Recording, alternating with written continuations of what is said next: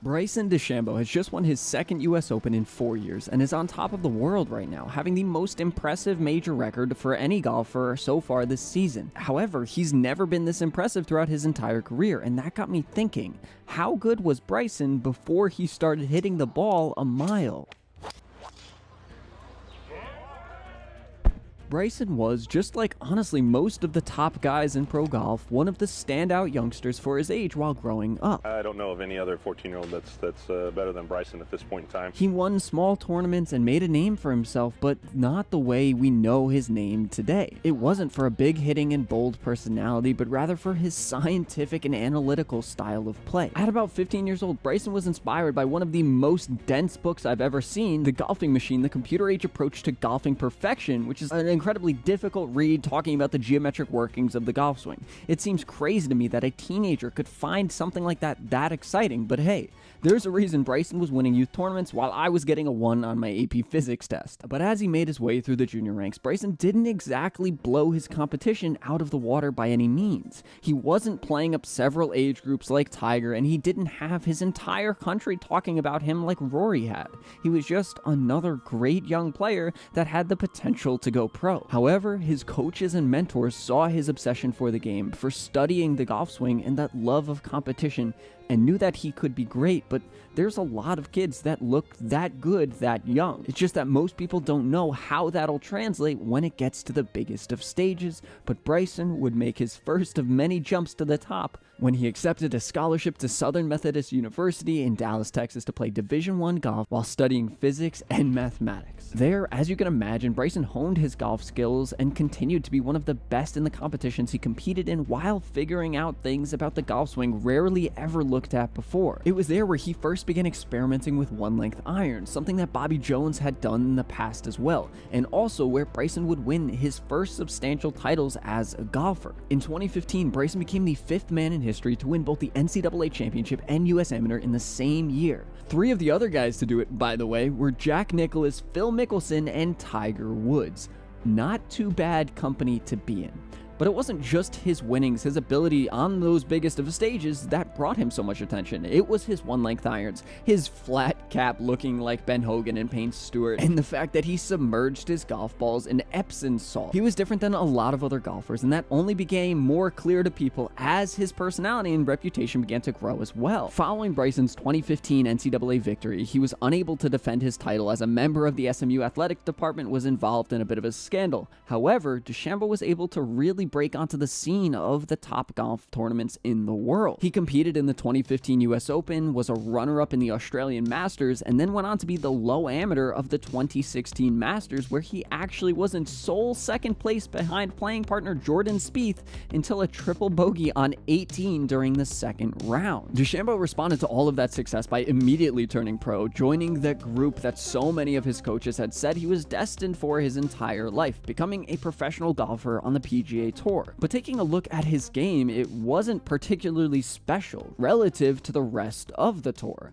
Sure, it was curiously scientific and energetic, but none of it was really spectacular. He wasn't a fantastic putter, his short game was good but not the best, his ball striking was solid, and his driving was slightly above average, but it wasn't what we see from him today. Bryson was good, but there was nothing about his game that showed he could be right up there with the great golfers in the world, with those guys whose NCAA and US Amateur achievements he matched the year before. For his first full year on tour, he wasn't really special. He was able to come in 4th at the RBC Heritage immediately after the Masters, but then barely qualified for the US Open that year before missing the cut and eventually failing to earn his PGA Tour card the following year. Now, Bryson would go on to earn his card back through a DAP Championship win on the Web.com Tour, but man, for someone who had achieved a few huge wins in amateur golf, well, it wasn't groundbreaking by any means, and like I think a lot of people might have expected for someone so unique. However, I think a lot of that is because his most elite ability at the time only came when he was in intense competition with others. That Web.com victory came from a playoff against 3 other golfers, all pretty much fighting for their PGA Tour cards. That's a lot on the line, and that's where Bryson thrived. Before that, he had played insanely well on the first 35 holes at the 2016 Masters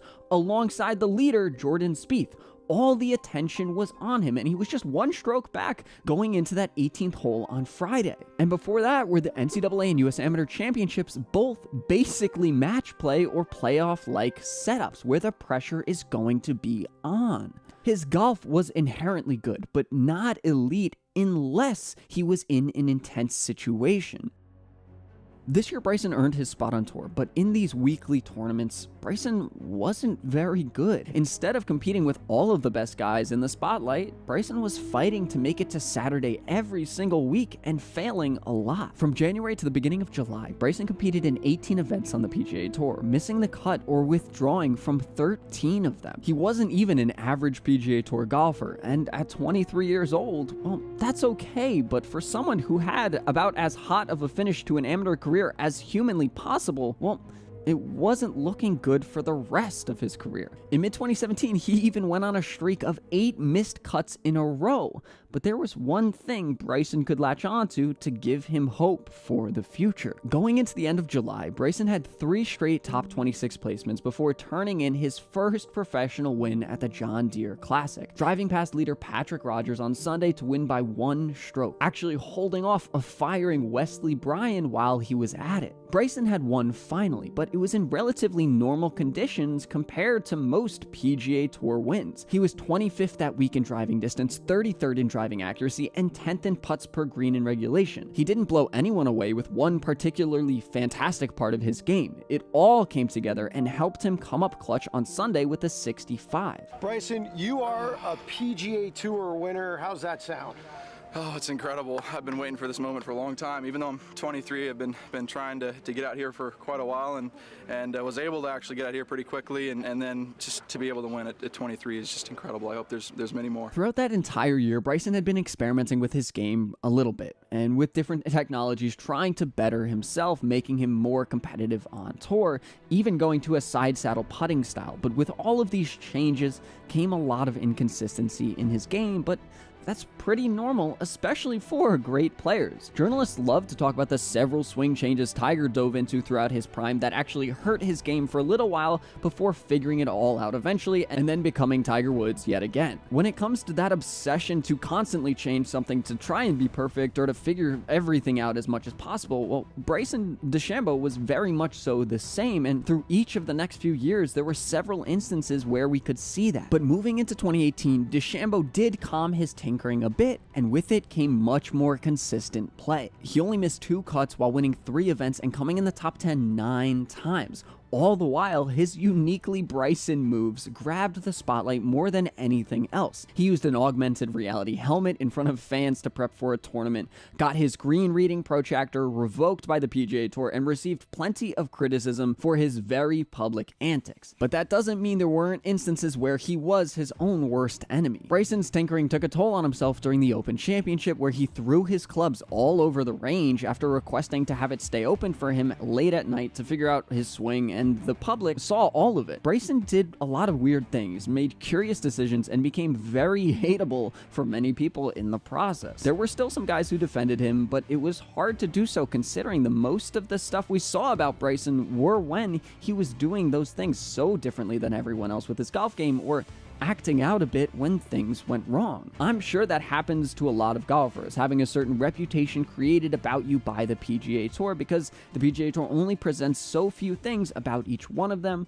but for Bryson, that was extra detrimental. He was already very different, and now he was also acting a little funny at times too. DeChambeau was a good golfer, who by the age of 24 had a resume that many golfers would have dreamed of, but he was overshadowed by guys like Jordan Spieth, who was just a year older and had already won 2 majors, and Brooks Koepka, who had shown everyone what it was like to struggle after college and then jump onto tour and eventually win majors, while Bryson's time was better known by the public for his frustration and his different approach to the game. They saw that he succeeded at times, but they also watched him struggle through his shortcomings while also going against the grain in the way he played. And that's not exactly the way to win over much support, and going into 2019, it would all get a lot harder for him. The ever-tinkerer that was Bryson DeChambeau showed itself yet again at the start of the 2018-19 season in September as he grabbed 3 top 10 finishes with 1 win in his first 4 tournaments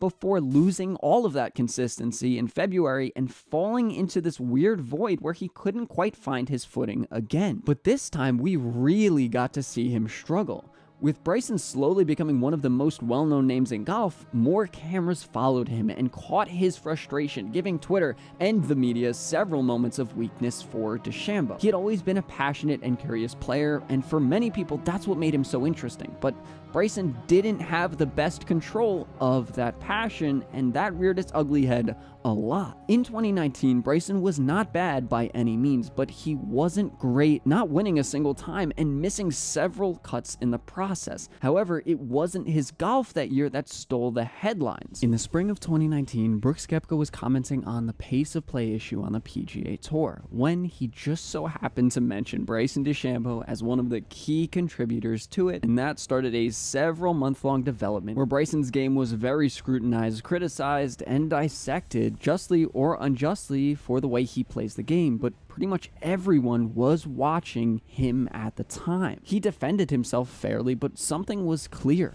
The tinkerer that was Bryson DeChambeau had done some tinkering again, because there was no complaints about his slow play prior to 2018. At least I wasn't able to find anything online about it, and now we were seeing the guy pace out 70-yard wedge shots and take 2.5 minutes over a putt.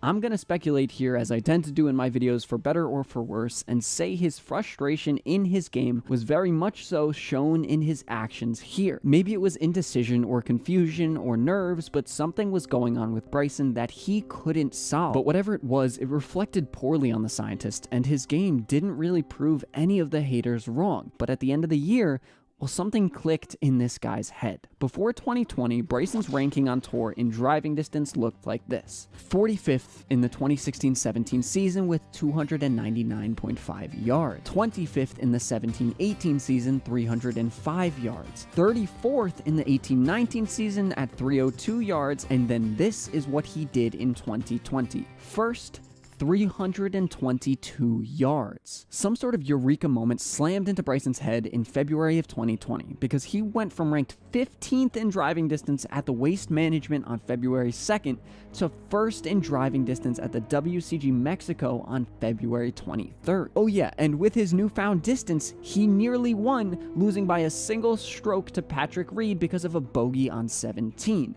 7 months had gone by since his last top 2 performance, and the guy flew from there. 6 straight top 8 finishes going into the pandemic golf age were crowned with a US Open win at Winged Foot, where we saw Bryson, now this pop-eyed version of himself, take home a major trophy for the first time in front of like 15 people. This is where all of that distance started to take control and began to unravel a few months later to create a little bit of inconsistent golf over the next few years, but now today we know that Bryson has figured it out a little bit and isn't tinkering nearly as much and is clearly having fun on his YouTube channel. Now, we know a lot of that story from there, but if you do want to dig a little bit deeper into the incredible turnaround that was Bryson's reputation, click on this video here.